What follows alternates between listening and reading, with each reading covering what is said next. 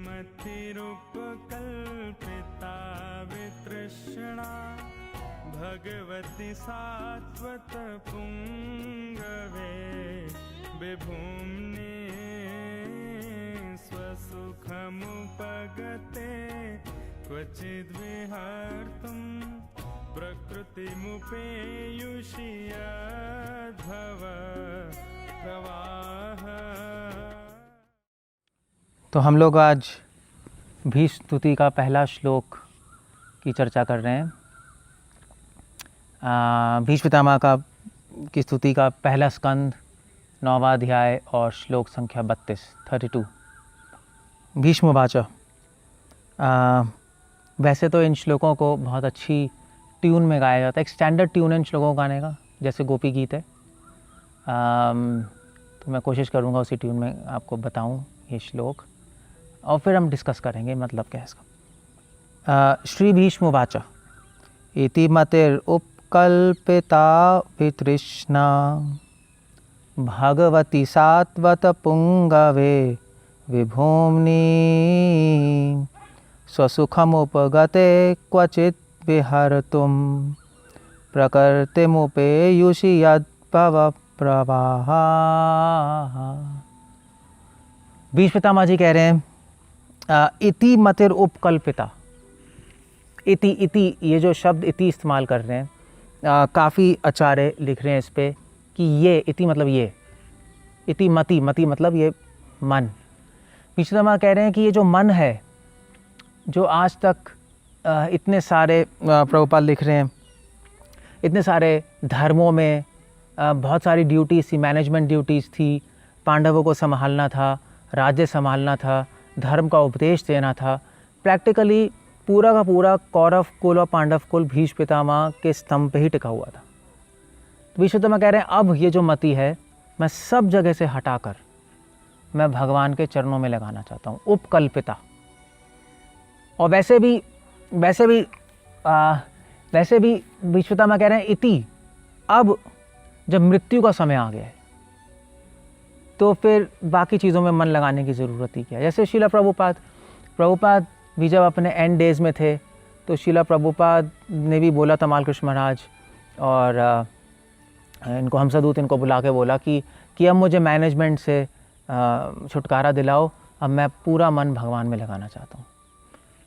तो हाँ, ये बात सही है।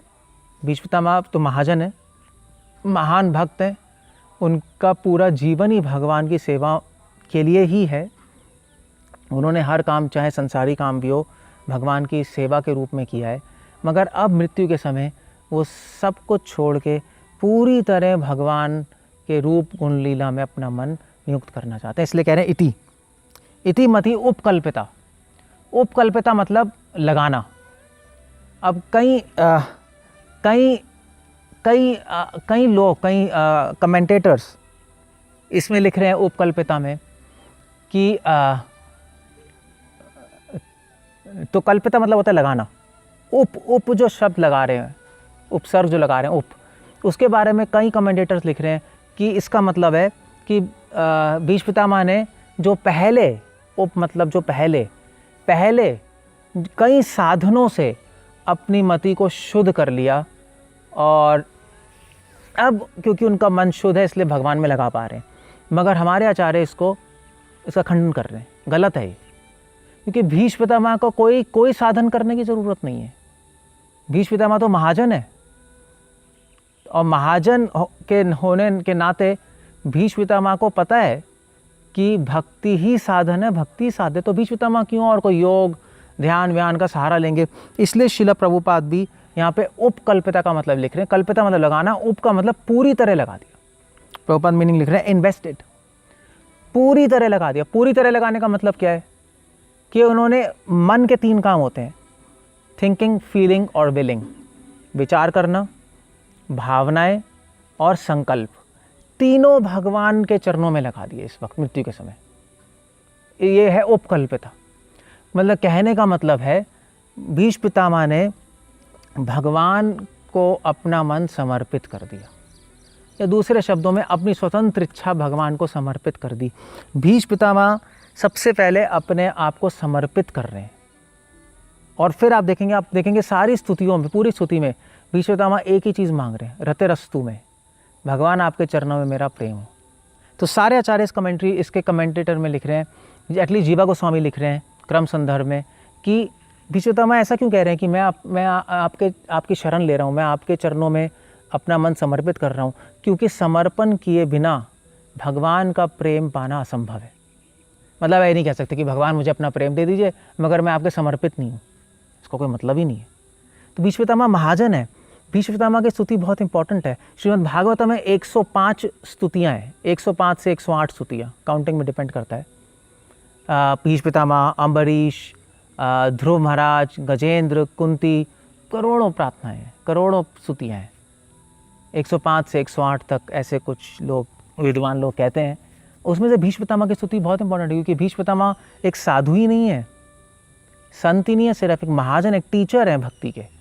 तो उनकी स्तुति में भी एक सिस्टमैटिक टीचिंग चलेगी, टीचिंग चल रही। जैसे गोपियों की स्तुतियों में एक टीचिंग नहीं है, गोपियों की स्तुतियों में रस है, एक सिद्धांत तो है ही मगर रसिक है। मगर भीष्म पितामह की स्तुति में भी रस है मगर एक सिस्टमैटिक है, क्योंकि वो टीचर है, महाजन है। अब टीचर जब बोलता है तो उसकी नेचुरल हैबिट होती है सबको सिस्टमैटिक वे में बोले, वो नेचुरली होता है। एक ऑर्डिनरी आदमी बोले तो वो सिस्टमैटिक नहीं सोचता। इसलिए उपकल्पिता भीष्म पितामह सिखा रहे हैं इस वक्त भी कि सबसे पहले समर्पण करो भगवान को, फिर भगवान से प्रेम की याचना करो, तब वो पूरी होगी, अदरवाइज नहीं होगी। तो इति मतिर उपकल्पिता वितृष्णा, भीष्म पितामह कह रहे हैं क्योंकि मैंने भगवान में अपना पूरा मन लगा दिया, इसलिए वितृष्णा, मेरी सारी तृष्णाएं नष्ट हो गई। श्रील प्रभुपाद पॉपट में भी लिख रहे हैं कि प्रभुपाद भी लिख रहे हैं, भक्ति सिद्धांत भी रिकमेंड कर रहे हैं कि जब हमें कोई इच्छा रोकनी नहीं है, सारी इच्छाएं यहाँ से उठा के यहाँ लगा देनी। सिंपल है, जैसे ये घास आपने यहाँ से निकाली और यहाँ लगा दी, यही करना है बस। आपको सारी इच्छाएं संसार से निकाल के उखाड़ के भगवान के चरणों में लगा देनी है, अपने आप ही सारी तृष्णाएं खत्म हो जाएगी। सिंपल रास्ता है। इति मतिरुपकल्पिता वितृष्णा। तो भीष्म पितामह कह रहे हैं कि मैंने किसके चरणों में अपना मन लगाया है? भगवती। सामने भगवान कृष्ण खड़े हैं, उनको कह रहे हैं हे भगवान भगवती, आप में जो आप षड ऐश्वर्य पूर्ण है। यहाँ ध्यान देने वाली बात है कि भीष्म पितामह दास्य भाव में है, उनकी स्तुति दास्य भाव में, गोपियों की माधुर्य भाव में है, अर्जुन की साखे भाव में दास्य भाव है। रूपा गोस्वामी भी दास्य भाव में एग्जाम्पल भीष्म पितामह का दे रहे हैं। भगवान और भीष्म पितामह के बारे में जब संबंध आता है तो भगवान को कहते हैं दास बंधु। भगवान भीष्म पितामह से फ्रेंडशिप जैसा बिहेवियर कर रहे थे, अपने दास के साथ फ्रेंडशिप बिहेवियर कर रहे थे। अर्जुन और भगवान में थोड़ा रिलेशनशिप अलग है, भगवान सखा हैं, भीष्म पितामह के केस में दास बंधु हैं। तो क्योंकि वो दास हैं इसलिए वो कृष्ण को भगवान के रूप में देख रहे हैं। आप षड ऐश्वर्य पूर्ण हैं। भगवती सात्वत पुंगवे, मगर भीष्म पितामह इससे संतुष्ट नहीं है कि आप भगवान हैं, वो ज़्यादा इंटरेस्टेड है सात्वत पुंगवे। पुंगवे मतलब होता है लीडर, सात्वत मतलब होता है भक्त। सात्वत, जो सत्य के रास्ते पर चलने वाला है उसको सात्वत कहते हैं, सत्य से साथ वत। तो आप अपने भक्तों के लीडर हैं। कहने का मतलब है कि जो भगवान की शरण ले लेता है, जो भगवान को सब कुछ समर्पण कर देता है, अपनी इच्छा भी अपना मन भी, भगवान उसको गाइड करना शुरू कर देते हैं। श्रील प्रभुपाद मेंशन कर रहे हैं, कई आचार्य भी मेंशन कर रहे हैं, सात्वता पुंगे लिख रहे हैं कि नॉन डिवोटी के केस में तो जो अभक्त हैं भगवान कोई गाइड वाइड नहीं करते, उपदृष्ट अनुमंता, बस परमात्मा के रूप में देखकर बुरे और अच्छे कर्मों का फल देते हैं। भक्तों के केस में बैठ के गाइड करते हैं, उनको मोक्ष प्रेम की तरफ खुद ले जाते हैं, अंदर से प्रेरणा देकर, इंट्यूशन ददामी बुद्धि, बुद्धि देकर ददामी बुद्धि योगम तम, गीता में भगवान लिख रहे हैं। तो कह रहे हैं सात्वत पुंगे, भगवान आप अर्जुन के रथी बनकर अर्जुन के रथ को चला रहे हैं और अर्जुन को गाइड कर रहे हैं कैसे युद्ध लड़ना है। और आपकी वजह से आज अर्जुन का एक नाम है विजय सखा, आपका नाम है विजय सखा, अर्जुन का नाम विजय है। एक विजय मतलब जो कभी नहीं हारता, भगवान के होने से अर्जुन कभी नहीं हारा। अर्जुन इनकॉन्क्रेबल, इनविंसिबल था, कोई नहीं जीत सकता था, अजय था। तो सात्वत पुंगवे विभुम्नि, विभुम्नि कह रहे हैं भीष्मपितामह। भीष्मपितामह कह रहे हैं भगवान आप केवल लीडर नहीं है डिवोटीज के, आप विभु हैं। विभु कहने का मतलब है कि आप दिख रहे तो कृष्णा तो सामने दिखाई दे रहे हैं। उस टाइम भीष्मपितामह के पास कई सारे ऋषि मुनि भी आए थे, सब लोग आए हुए थे, भगवान भी थे। तो कह रहे हैं कि आप दिखाई तो ऑर्डिनरी दे रहे हैं मगर आप विभु हैं, आप भगवान हैं। मुझे पता है आप भगवान हैं और हम अनु हैं, हम छोटे से लोग हैं। अगर आप चाहें तो आप असंभव को भी संभव कर सकते हैं, इसलिए उनको विभुम्नि कह रहे हैं। श्रील प्रभुपाद लिख रहे हैं यहाँ पे विभुम्नि का अनटू द ग्रेट, आप महान हैं। महान क्यों कह रहे हैं? महान इसलिए कह रहे हैं क्योंकि भीष्मपितामह चाहते हैं कि भगवान अब आप मुझे अपने चरणों में मेरा मन लगा दीजिए।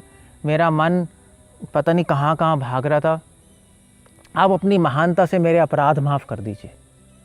अब भीष्मपितामह के कोई अपराध तो नहीं है मगर उनको ऐसा फीलिंग है कि उन्होंने जो तीर चलाए भगवान को लगे, अर्जुन को लगे, तो उनको ऐसा लग रहा है उन्होंने कुछ खराब कर दिया, अपराध कर दिया, दुख दिया एटलीस्ट अर्जुन और भगवान को। तो वो कह रहे हैं भगवान आप तो महान हैं, आप अपने दया से, आपकी दया भी महान है, आप मुझे माफ़ कर दीजिए, मुझे स्वीकार करिए। स्वसुखम उपगते, अब भीष्मपितामह कह रहे हैं कि आपकी दया किस प्रकार है वो मैं बताता हूँ भगवान। स्वसुखम उपगते, आप अपना स्वयं स्वसुखम अपना सुख उपगते छोड़ देते हैं। अब श्रील प्रभुपाद लिख रहे हैं स्वसुखम को सेल्फ सेटिस्फाइड। कई आचार्य लिख रहे हैं कि स्वसुखम उपगते मतलब भगवान आप अपने धाम में गोलोक में परम आनंदित रहते अपने भक्तों के साथ, मगर वो सब कुछ छोड़ के क्या करते हैं? क्वचित विहर्तुम, आप कभी कभी क्वचित विहर्तुम इस संसार में विहार करने आते हैं। तो यहाँ पे विहार का मतलब घूमना घामना नहीं, एंटरटेनमेंट नहीं है, लीला करने। अब लीला का मतलब ये नहीं है कि मजाक करने, लीला का मतलब है आप इस संसार में अपने भक्तों को कृपा देने आते हैं, अपने भक्तों को कृपा देने आते हैं, धर्म की स्थापना करने आते हैं, अपना सुख छोड़ के। कौन ऐसा व्यक्ति है जो अपना सुख सब कुछ छोड़ के इस संसार में, बेकार से संसार में आएगा, पापमय संसार में आएगा, ऐसे गंदे लोगों के साथ, हम लोगों के साथ जो कि भगवान को हेट करते हैं, भगवान को धिक्कारते हैं, उनके बीच में आते हैं उनको दिशा दिखाने और अपने भक्तों के साथ विहर्तुम। विहर्तुम से कई आचार्य लिख भी रहे हैं, प्रभुपाद भी उसी को लेके चल रहे, विश्वनाथ। विहर्तुम से मतलब कि अपने भक्तों के साथ लीला करने। विहार का मतलब है भी लीला, अपने भक्तों का लीला करने भी आते हैं। क्यों लीला करते हैं? लीला करके सिखाते हैं कि देखो ये प्रेम है, ये प्रेम मर्यादा है, ये धर्म की मर्यादा है, और एक लोक परंपरा स्थापित करते हैं। तो उपगते क्वचित विहर्तुम प्रकृतिमुपयेषि, और जब इस संसार में आते हैं तो आप इस प्रकृति के राज्य में आते हैं, उपेयुषि। अब यहाँ पे श्रीधर स्वामी लिख रहे हैं प्रकृति का, ये महामाया नहीं योग माया है। आप जब आते हैं तो योग माया का सहारा लेके इस संसार में आते हैं, अपनी निज माया का। इस संसार में आके माया में आप फंसते नहीं, इसलिए कह रहे हैं विभुम्नि। विभुम्नि भी शब्द इसलिए कह रहे हैं कि आचार्य कि आप इस संसार में आते हैं जैसे मकड़ी जाला बनाती है और उसमें नहीं फंसती, आपने ही सारा संसार बनाया है। यद भवा प्रवाह, ये भाव, ये संसार का प्रवाह आपसे ही चल रहा है, मगर आप जब इसमें आते हैं तो फंसते नहीं फंसते। सो ये आपकी विभु है, ये आपकी महानता है, ग्रेटनेस है, और ऐसे मैं भगवान आपकी शरण ले रहा हूँ। तो यहाँ पर इन बाकी दो लाइनों में सुसुखम उपगते क्वचित विहर्तुम प्रकृतिमुपेते यद भव प्रवाह, भीष्मपितामह भगवान की महिमा बता रहे हैं और ये भी समझा रहे हैं जब भगवान की शरण लेनी होती है तो पहले भगवान की महिमा जाननी होती है। महिमा ज्ञान तो पूर्वकम स्नेह इति भक्ति। भगवान की महिमा जाए बिना भगवान का प्रेम, भगवान से संबंध स्थापित नहीं हो सकता। प्रेम और रस की तो बात बहुत दूर की है। तो भीष्मपितामह ने पहले श्लोक में कई शिक्षाएं दी अपनी प्रार्थनाओं से, और भगवान को ग्लोरीफाई भी कर रहे हैं और हमें ये सिखा रहे हैं कि शरणागति लेना ज़रूरी है, वरना प्रेम की याचना, प्रेम प्राप्त हो क्या, प्रेम की प्रार्थना भी नहीं कर सकते बिना शरणागति। और ये बता रहे हैं कि शरणागति में पहले भगवान की महिमा जाननी चाहिए, और महिमा जान के जब स्नेह होगा तब हम फिर आगे प्रेम की तरफ बढ़ पाएंगे। और फिर साथ साथ भगवान की महिमा और भगवान के दया का गुण, भगवान की कृपा का गुण, भगवान का प्रेम अपने भक्तों से, इस सब की चर्चा जी भीष्म पितामह ने पहले श्लोक में, इस पहले स्कंद के 9वें अध्याय के 32वें श्लोक में भीष्म पितामह ने की है। एक्चुअली एक मिनट, ये है आपका पहला स्कंद, और हाँ या पासिंग अवे वो भीष्म देव, प्रेजेंस ऑफ लॉर्ड कृष्णा, 9वां अध्याय 32वां श्लोक। हरे कृष्णा। श्रील प्रभुपाद की जय।